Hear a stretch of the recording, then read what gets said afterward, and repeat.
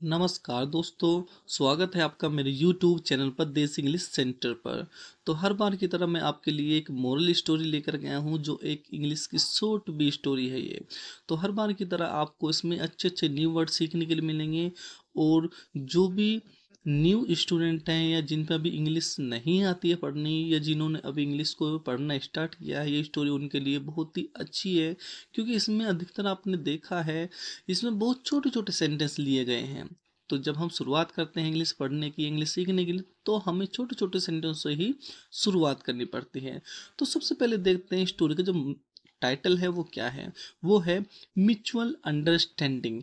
Mutual का अर्थ होता है आपसी, अंडरस्टैंडिंग का अर्थ होता है सहमति, आपसी सहमति। आगे देखते हैं। वंस एक बार a guru decided to give test to his disciple. एक बार एक गुरु ने डिसाइडेड तय किया, एक बार गुरु ने तय किया टू गिव टेस्ट, एक टेस्ट लेने के लिए हिज डिसाइपल अपने शिष्यों का।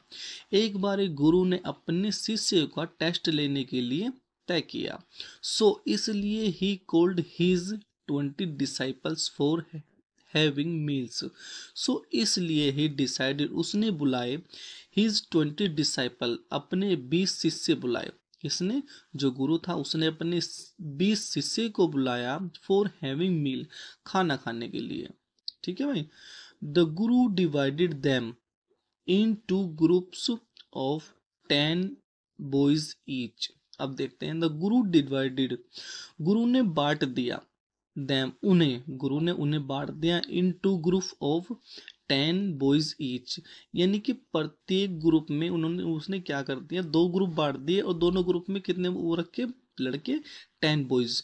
भाई जब 20 जो शिष्य कितने बुलाए उसने, 20 बुलाए, तो दो ग्रुप बांट दिए तो दो ग्रुप में तो 10 10 आएंगे ना, यानी कि 10 10 हो गए। तो गुरु ने उन्हें 10 10 ग्रुप में यानी कि दो जगह बांट दिया। ही सर्व देम फूड। अब क्या किया उसने, ही सर्व देम, उन्हें परोस दिया। क्या परोस दिया? खाना। तो ये सेंटेंस हमारा पास्ट इंडेफिनिट का अफर्मेटिव सेंटेंस है जिसमें वर्ब के सेकंड फॉर्म का यूज किया गया है। उसने उन्हें खाना परोस दिया 10 10 करके। बट बिफोर ईटिंग, लेकिन खाना खाने से पहले ही केप्ट ए कंडीशन, उसने एक शर्त रखी। और जैसे ही उसके जो गुरु था उसने अपने शिष्य को खाना परोसा, खाना खाने से पहले उन्हें उनसे कहा कि एक कंडीशन है, एक शर्त है। कंडीशन का अर्थ होता है शर्त, एक शर्त है। आप देखते हैं तो शर्त क्या है। Without bending their elbows they would have to eat. देखो, विदाउट बेंडिंग दियर एल्बोज, बिना अपनी कोहनी को मोड़े, they would have to eat, उन्हें खाना पड़ेगा।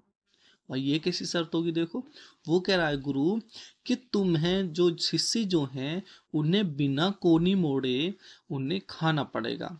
अब यार दोस्तों, जब हम खाना खाते हैं या कोई भी चीज खाते हैं, तो जब हम खाना खाएंगे तो हमारी जो कोहनी है वो तो मुड़ेगी।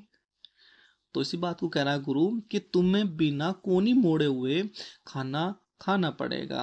बोथ ग्रुप गोट कंफ्यूज्ड। बोथ ग्रुप्स यानी कि बोथ का अर्थ होता है दोनों, दोनों ग्रुप यानी कि दोनों जो समूह थे, गोट कंफ्यूज्ड, क्या हो गए? वो कंफ्यूज्ड हो गए। दोनों वो जो ग्रुप थे वो क्या हो गए? वो कंफ्यूज्ड हो गए। यार ऐसा कैसा हो सकता है कि बिना कोहनी को मोड़े हम कैसे खा सकते हैं? Both group tried a lot to eat without bending their elbows but couldn't. Both groups, दोनों समूह ने, ट्राइड, कोशिश करी, at, lot, to eat without bending their elbows, दोनों ग्रुपों ने कोशिश करी बिना कोहनी को मोड़े खाने के लिए। बट कुडंट, लेकिन खा ना सके, लेकिन खा ना सके। आगे देखते हैं।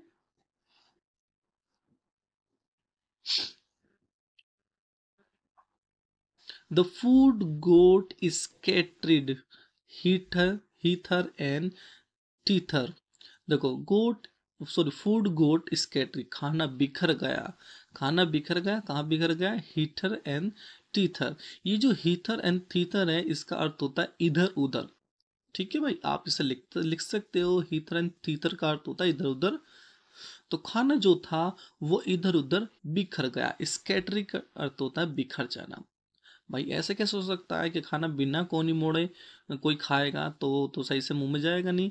तो वो उसने क्या करा, जो जितना भी वो दोनों ग्रुप थे वो जैसे ही खाना खाते थे, जो खाना क्या है, अब वो बिना कोनी अगर मोड़े खाएंगे तो वो खाना इधर उधर तो बिखर गए, तो जो खाना था वो इधर उधर बिखर गया।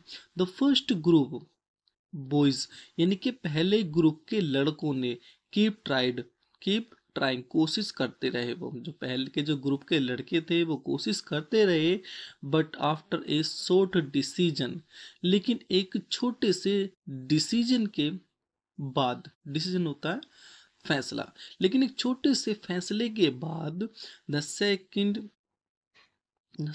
Group goat an idea. अब जो दूसरा ग्रुप था, भाई जो पहले ग्रुप था वो तो कोशिश करता रहा, लेकिन एक छोटे से डिसीजन के बाद जो second group goat an idea, दूसरे ग्रुप को क्या आ गया, एक आइडिया आ गया, एक विचार आ गया। तो विचार क्या है उन्हें, दे स्टार्टेड, उन्होंने शुरू कर दिया, क्या शुरू कर दिया, to feed one another without bending their elbows.